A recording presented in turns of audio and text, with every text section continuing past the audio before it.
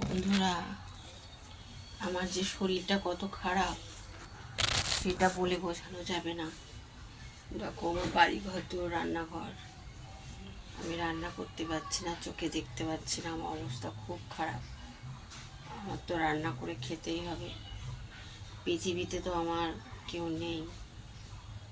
তো প্রথমে বলে দিই, মিঠু অফিসিয়াল ইউটিউব চ্যানেল যারা এখনও পর্যন্ত ভিডিও দেখছো, যারা নতুন ফ্রেন্ড তারা আমাকে প্লিজ, এখনও পর্যন্ত যারা আমার সাবস্ক্রাইব করোনি তারা আমাকে একটা সাবস্ক্রাইব করবে, ভিডিওগুলো বেশি বেশি করে শেয়ার করে দাও। আমার সঙ্গে এরকমটা করো না, তোমরা একটু পাশে থাকো। তোমরা পাশে থাকলে আমার তাহলে একটু সুবিধে হয়, বুঝতে তো পারছো। আমার স্বামী তো আবার দ্বিতীয় বিয়ে করেছিল, দ্বিতীয় বিয়ে করার পরে আমার সংসারে কিচ্ছু রেখে যায়নি, টাকা পয়সা কিচ্ছু রেখে যায়নি। তারপরে ঝামেলা পর ঝামেলা এসেই চলেছে। ঠিক আছে, আমার স্বামী কোথায় কোথায় লোন নিয়েছে, সেই সব লোনের দায় আমার কাছে, আমার ঘাড়ে এসে পৌঁছেছে। আমি কোথা থেকে দেবো তোমরা বলো? ওরা রঙ্গ তামাশা করেছে, ওরা বিয়ে থাওয়া করে একটা বাচ্চা হয়েছে, সেখানে ওরা, আমার স্বামী সেখানে থাকতো। তাই এখন আমার মাথার উপরে এই চাপ, আমি টেনশনে মরে যাচ্ছি বন্ধুরা। আমার যে কি অবস্থা, দুরবস্থা, সে বলে বোঝানো যাবে না। দুঃখের বিষয়, আমি কদিন গিয়ে প্রায় 2 মাস মতো বাপের বাড়িতে থাকলাম শরীর খারাপ বলে। আমি এখনও পর্যন্ত মাতালের মতো, মানে কি বলবো, আমার শরীরে এত রোগ জমে গেছে যে কি বলবো, কিছু বলার নেই। ডক্টর বলেছে আমার পেটের ছবি করতে বলেছে, আমি পয়সার অভাবে শুধু ছবি করতে পারছি না। এখন আমি দেখো রান্না চাপিয়েছি, রান্না করব, পারছি না, কি করবো বলো? শরীর অসুস্থ হলে কি কখনো কাজ করা যায়? শুনেছো কখনো? কাজ করতে পেরেছো? আমার একদম মানে পুরো মাটিতে মানে বসিয়ে দিয়ে গেছে আমাকে পুরো, জানো না? হাত পা দেখছো না, হাত পা ফুলে যাচ্ছে। বাঁচবো কি না জানি না, কবে হয়তো খবর হয়ে যাবে তাও জানি না। এখন এই যে সব জায়গায় দেখো হাত মাত সব পা ফুলছে।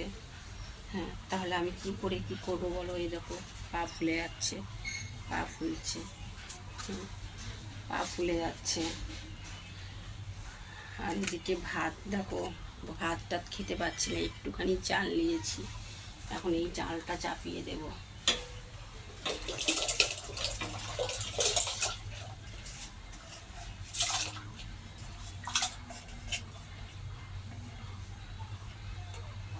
মানুষ বলে না, কথাই বলে যে যাই করেছিলিস, যাই করতিস, মানুষ প্রেম হাজারো বারও করে, পরকীয়া তো কত মানুষই করে। তাই বলে তুই বিয়ে থাওয়া করে ফেলবি, রাজ্য তো সব কিছু দিয়ে দিবি, তোর ভবিষ্যতে তোর, আমি নয় পরের নিয়ে আমি বাদ দিলাম, স্বামীদের কাছে তো পর হয়ে যায়। দ্বিতীয় কেউ আসলে পরে, ঠিক আছে, দ্বিতীয় কেউ আসলে সে তাকে বেটার মনে করে, সে মনে করে সেইটাই আমার সব কিছু, আমি কেউ না। কিন্তু এটা তো তারা জানে না। হ্যাঁ, বেটার ভেবে ফেলে, একটা কিচ্ছু রেখে যায়নি, তাহলে আমার কি করে চলবে বলো, তোমরা বলো? হ্যাঁ, আমার অত বড় একটা ছেলে হয়ে গেছে, ছেলেটার কোনো ভবিষ্যৎ কিচ্ছু করে যায়নি, কিচ্ছু রেখে যায়নি। ভিক্ষার থালাটা আমার হাতে ধরিয়ে দিয়ে চলে গেছে। আমার শ্বশুরমশাই এখন আমাদের খেতে দিচ্ছে, যখন শ্বশুরমশাই থাকবেন না তখন আমাকে কে দেখবে বলো? তোমরা বলো। মানুষ পরকীয়া করে, প্রেম হতেই পারে প্রতিটা মানুষের জীবনেই চলার পথে, কারো না কারো সাথে দেখা হয়।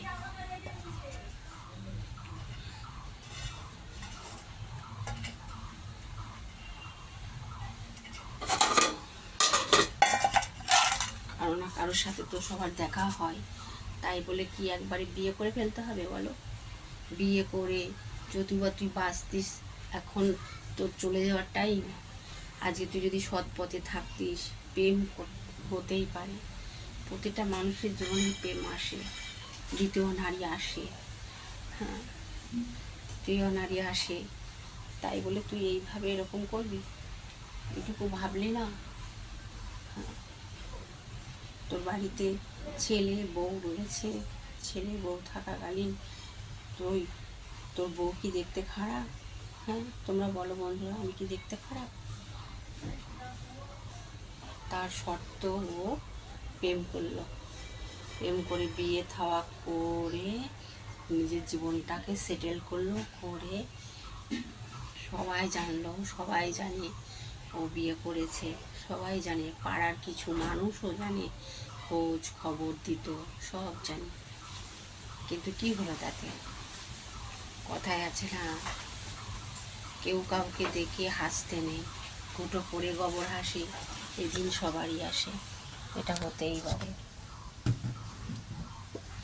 চলো একটু ভাতটা চাপিয়ে দিয়েছি, আস্তে আস্তে ভাত হোক, আবার একটু পরে বাজার আসবে, বাজার যখন আসবে তখন রান্না করবো। এখন ভাতটা হতে লাগুক। আমার শ্বশুরের ঘরটা তোমাদের দেখাই। শ্বশুরের ঘর এটা,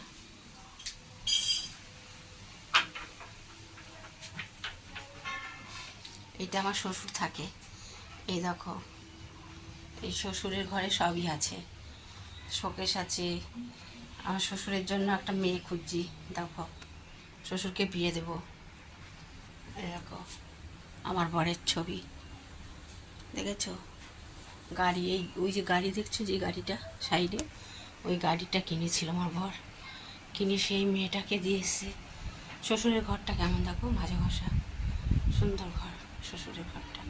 আর শ্বশুরের ঘরে হেভি ঠান্ডাও আছে, জানো তো। আমি একটু শ্বশুরের ঘরে শুয়ে পড়লাম, শ্বশুরের খাটের উপরে। সবসময় গোছানোই থাকে শ্বশুরের ঘর। আমি শোয়া ছাড়া কিছু করতে পারছি না তো, শুয়ে শুয়ে কাজ করতে ভালো লাগে।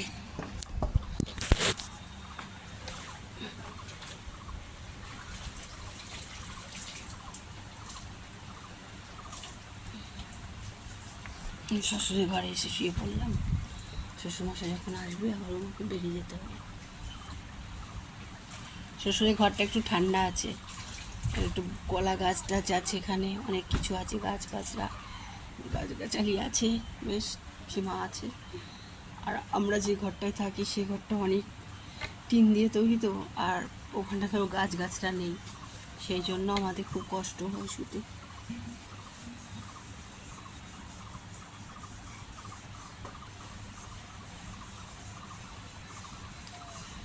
বুঝলে বন্ধুরা, তোমাদের কাছে তো সুখ দুঃখের কথা রোজই বলি, রোজই করি। হ্যাঁ, তো এমন কাজ করে থুয়ে গেছে, পথেরা মানে পুরো বসিয়ে দিয়ে গেছে আমাকে, আমার ছেলে। আমরা কীভাবে চলবো, কীভাবে কী করবো জানা নেই।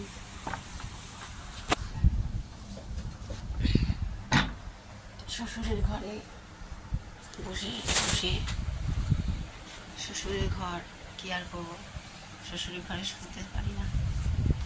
শ্বশুর মাছের ব্যবসা করে তো, মাছের গন্ধ ঘর থেকে।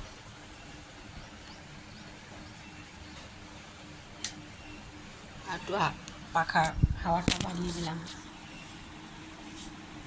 পাখা চলছে।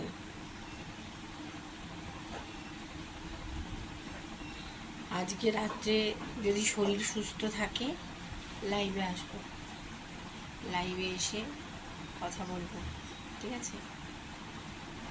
কথা দিচ্ছি, তোমরা কিন্তু আসবে লাইভে। লাইভে তোমাকে আসতেই হবে, কারণ আজকে আমি দুটোতেই লাইভে বসবো।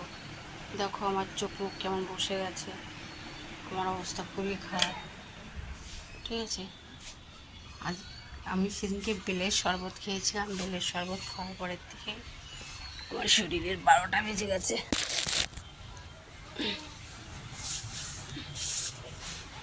বেলের শরবত খাওয়ার পর থেকেই আমার শরীরের এই ক্যালসিয়াম শেষ।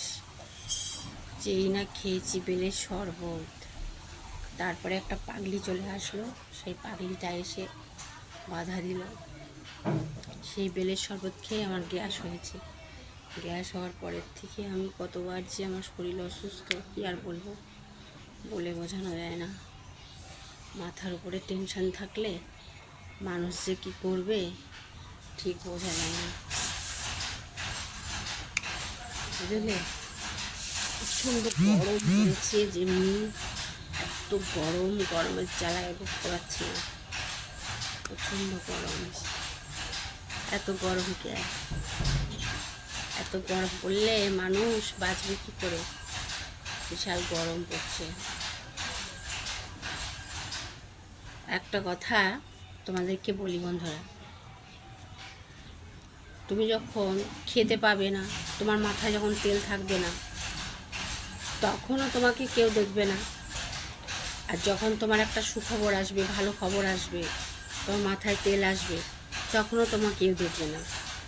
কারণ মানুষ বড্ড জটিল, মনের মধ্যে শুধু জটিলতায় ভর্তি। মানে তোমার ভালো কখনোই সেটা দেখবে না, চাইবে না যে তুমি ভালো আছো, তুমি ভালো থাকো, সেটা কখনো লোকে চায় না।